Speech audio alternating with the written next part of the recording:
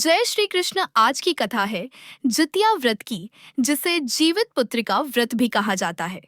यह व्रत माताओं का संकल्प है अपनी संतान की रक्षा के लिए। लेकिन क्या आप जानते हैं कि इसका संबंध श्री कृष्ण जी से भी गहराई से जुड़ा है?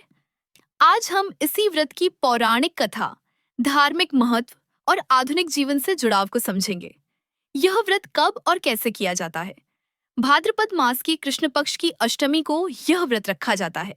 इसे खासकर बिहार, झारखंड, पूर्वी उत्तर प्रदेश और नेपाल की माताएं करती हैं।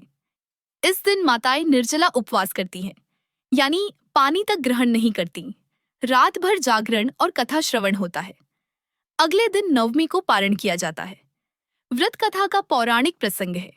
प्राचीन काल में एक बार नदी किनारे एक स्त्री ने अपने पुत्र की रक्षा के लिए उपवास रखा और प्रार्थना की। उस व्रत के प्रभाव से उसका पुत्र मृत्यु के मुख से बच गया। तभी से यह व्रत जीवित पुत्रिका नाम से प्रसिद्ध हो गया, अर्थात संतान को जीवित और सुरक्षित रखने वाला व्रत। श्री कृष्ण जी से संबंध। अब प्रश्न उठता है, इसका संबंध भगवान श्री कृष्ण से कैसे है? माता देवकी ने जब कारागार में श्री कृष्ण को जन्म दिया, तब निरंतर उनका जीवन संकटों से घिरा था। कंस उन्हें मार डालना चाहता था, लेकिन हर बार श्री कृष्ण को स्वयं ईश्वर की शक्ति ने सुरक्षित रखा। इसीलिए जितिया व्रत में माताइयों कृष्ण जी को सर्व जीवनदाता और संतान रक्षक मानकर पूजा करती हैं।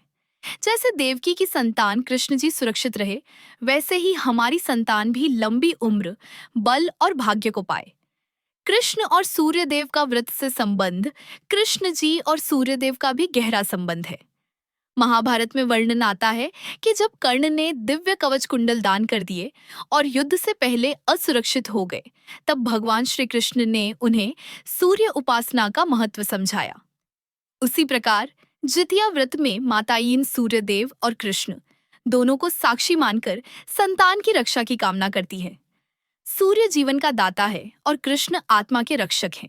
इसलिए यह व्रत आदित्य और कृष्ण दोनों की कृपा से पूर्ण होता है। आध्यात्मिक महत्व। जितिया व्रत केवल शारीरिक संतान की रक्षा का प्रतीक नहीं है, यह हमें सिखाता है कि हर इंसान की आध्यात्मिक संतान भी है।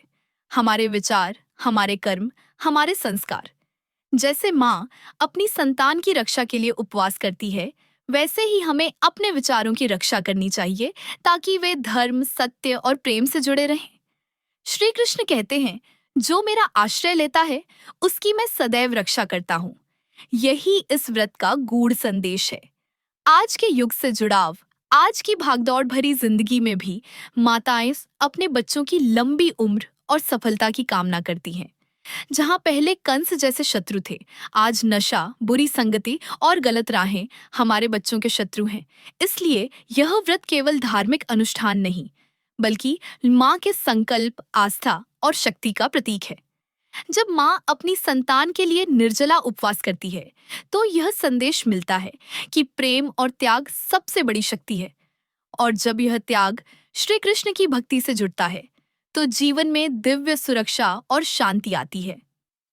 प्रिय श्रोताओं, जितिया व्रत हमें यह सिखाता है कि संतान केवल माता पिता की नहीं, बल्कि भगवान की भी धरोहर है। माताएं जब श्री कृष्ण और आदित्य देव की आराधना करके यह व्रत करती हैं, तो संतान पर दिव्य आशीर्वाद बरसता है। आइए हम भी इस व्रत से यही प्रेरणा लें। अपने बच्चों की रक्षा करें, उनके संस्कारों को बचाएं और श्री कृष्ण की भक्ति से उनके जीवन को सुरक्षित करें। फिर मिलेंगे कृष्ण कृपा की एक नई प्रेरणा के साथ। राधे राधे। कान्हा जी को लाइक और सब्सक्राइब जरूर करें।